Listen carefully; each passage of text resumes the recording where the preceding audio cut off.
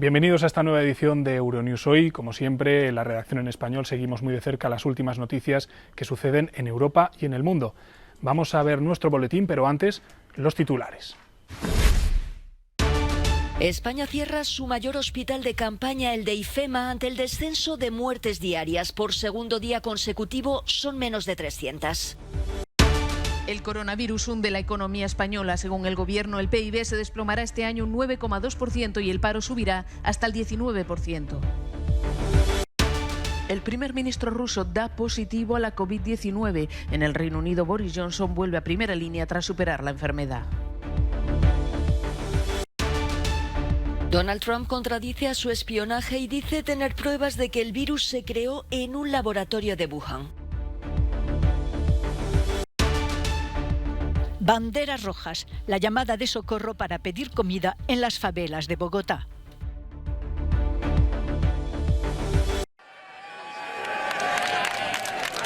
España cierra su mayor hospital de campaña, el de IFEMA, en Madrid, mientras se confirma el descenso en el número diario de muertos por COVID-19. 1000 profesionales sanitarios han luchado allí contra el virus desde el pasado 21 de marzo. Con 1.350 camas y 16 unidades de cuidados intensivos, en IFEMA se han logrado más de 4.000 altas y han perdido a 17 pacientes. El cierre de IFEMA responde a los esperanzadores datos que también están relajando el confinamiento. Por segundo día consecutivo, España baja de los 300 muertos diarios, 281 en las últimas 24 horas. Esto eleva el total de fallecidos en la pandemia a 24.824. El Día del Trabajo ha llegado a España acompañado de pésimas noticias para la economía y el empleo. El Gobierno estima que este año se producirá una brutal caída del Producto Interior Bruto del 9,2%, pronósticos peores que los del FMI. Ese colapso económico vendrá acompañado por un importante aumento del paro que escalará hasta el 19%. Estos datos forman parte del plan de estabilidad que España ha enviado a Bruselas. Según la vicepresidenta económica Nadia Calviño, tras el batacazo, la actividad empezará a recuperarse de forma lenta en la segunda mitad de este año. Se prevé que el impacto macroeconómico del COVID-19 será en forma de V asimétrica. La caída de la actividad económica está siendo muy intensa, con una pendiente negativa muy pronunciada, particularmente en este segundo trimestre, mientras que la recuperación será previsiblemente más gradual, su pendiente positiva más suave. El parón económico, debido al confinamiento y a las medidas drásticas para hacer frente a la pandemia de coronavirus, están destruyendo el tejido económico de España. Además de la brusca caída del PIB y del aumento del paro, el Gobierno espera que el déficit público pase del 2,8% en 2019 al 10,3% este año. En cuanto a la deuda pública, pasará del 96% a más del 115%. El parte médico de España indica que la situación es grave. La contracción económica está siendo generada por un desplome del gasto de los hogares, de las inversiones y de las exportaciones. La pandemia de coronavirus ha llegado al corazón del poder en Rusia. El primer ministro, Mikhail Mishustin, ha dado positivo. Rusia acaba de superar los 100.000 casos y 1.000 muertes por COVID-19. El jefe de gobierno informó por videoconferencia a Vladimir Putin de que deja temporalmente sus funciones mientras se recupera en una clínica. En el Reino Unido, Boris Johnson ha vuelto a primera línea tras superar la enfermedad, precisamente cuando su país se ha convertido en el tercero más golpeado por la pandemia, con más de 26.700 muertos. En su primera rueda de prensa, el primer ministro británico aseguró que ya han pasado el pico de la pandemia y que la semana que viene publicará su hoja de ruta para reactivar la economía. En Francia están un paso por delante. El Gobierno ha presentado un mapa con la evolución de la COVID-19 que servirá de base para la aplicación del plan de desescalada. En el mapa se ve cómo 35 departamentos, la mayoría en el noreste del país, permanecen en rojo porque la circulación del virus sigue siendo importante, así como la presión sobre los hospitales. Mientras tanto, Alemania avanza hacia la nueva normalidad. Tras los comercios, ahora volverán a abrir los parques infantiles, los museos y zoológicos. La clave es la disciplina, según la canciller Angela Merkel. Aber ich bin der festen Überzeugung, Estoy firmemente convencida de que los intereses de la economía y nuestro propio deseo de contacto social se consiguen mejor si pensamos que podemos seguir dando pasos adelante, afirma Merkel. Pero no tenemos que volver atrás y, por lo tanto, la precaución sigue siendo imprescindible, así como el cumplimiento de las normas de higiene. Dinamarca y la República Checa también van a comenzar a abrir los espacios públicos y a levantar restricciones. Este último país permitirá que vuelvan a celebrarse eventos públicos, siempre que no agrupen a más de 100 personas. Las restricciones continuarán en las universidades y, como en casi todas partes, los festivales de verano no se celebrarán.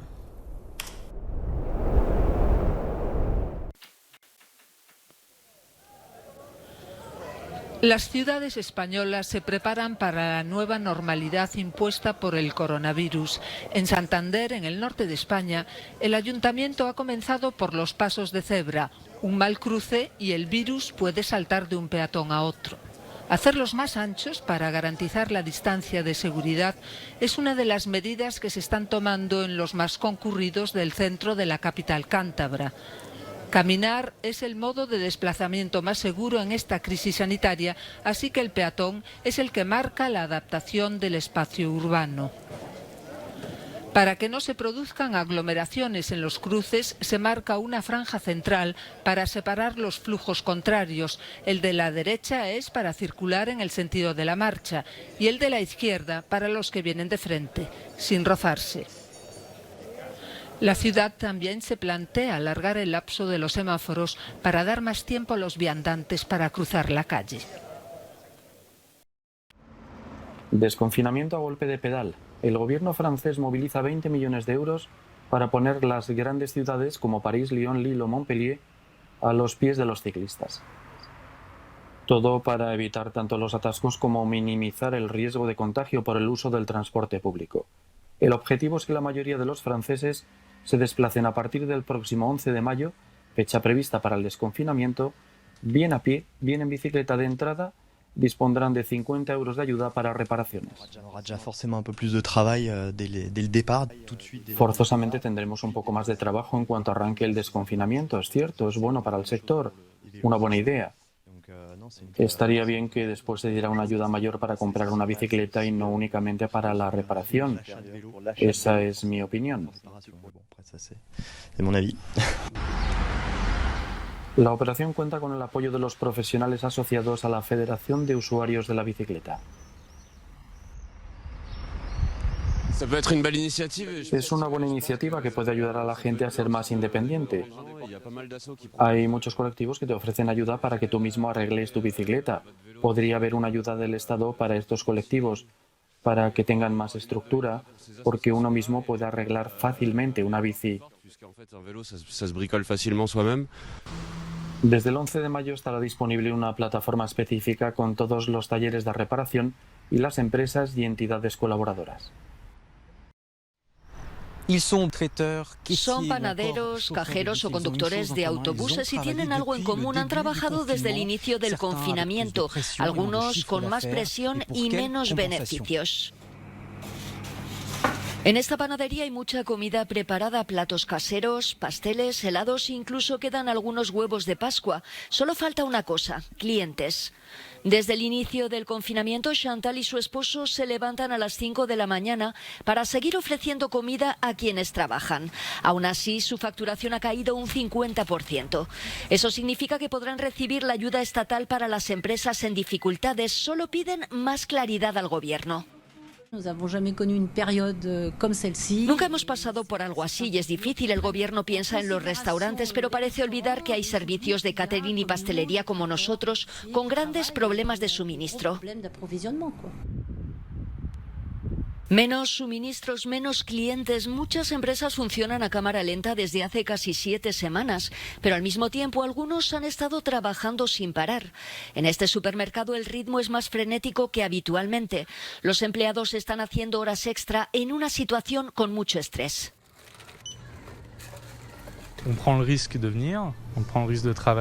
Nos arriesgamos al venir a trabajar. En un ambiente con gran ansiedad. También tenemos la presión de nuestra familia, tenemos el respeto de nuestro jefe, protección, pero no compensa. El gobierno francés ha anunciado que los trabajadores de supermercados tendrán una prima de 1.000 euros. Es un trabajo que no está lo suficientemente valorado. Aplaudimos a los profesionales de la salud, pero creo que también podríamos aplaudirles a ellos. Sin embargo, no habrá prima para Sebastián, conductor de autobús. Nos hubiese gustado tener una pequeña prima. Salvo 5 días de paro parcial, este excamionero ha estado al volante de su autobús. Dice que se siente seguro y útil. Somos útiles para los que van a comprar alimentos, para los que van a trabajar. Este viernes, Día del Trabajo, no será lo mismo en Francia sin las grandes manifestaciones. Las demandas sociales siguen ahí, aunque de momento están silenciadas. Hay 3 millones de camioneros en las carreteras de Europa. Gracias a ellos se mantiene el suministro diario de alimentos y de bastante más, desde muebles hasta automóviles o cemento. Ahora, con la pandemia, los conductores de toda Europa afrontan otro desafío. Sergio es uno de ellos. Lleva más de un mes fuera de casa. Io sono disposto a sacrificarmi.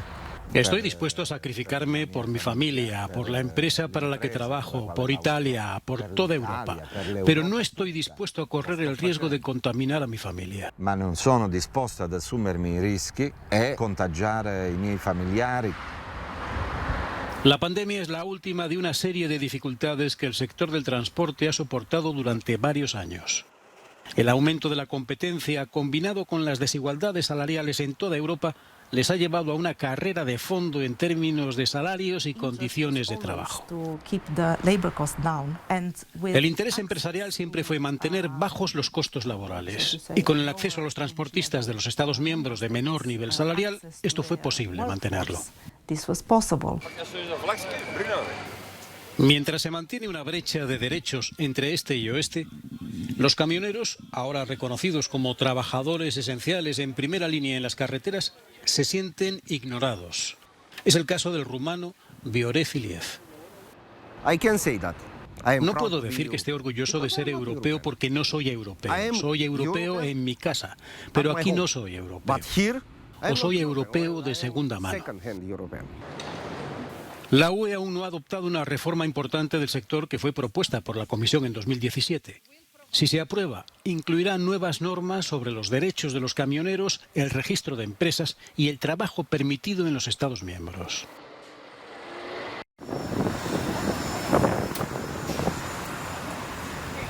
Nueva York abre una investigación tras el hallazgo de decenas de cadáveres en descomposición en camiones a las puertas de una funeraria en Brooklyn. La policía había acudido allí alertada por los vecinos que denunciaban un olor insoportable. Mientras, en la Casa Blanca, Donald Trump ha vuelto a crear polémica al contradecir a sus servicios de espionaje y asegurar que tiene pruebas de que el coronavirus se generó en un laboratorio de Wuhan, en China. Preguntado al respecto, decía: Sí, las tengo, y creo que la Organización Mundial de la Salud debería avergonzarse de sí misma por ser como la Agencia de Relaciones Públicas de China.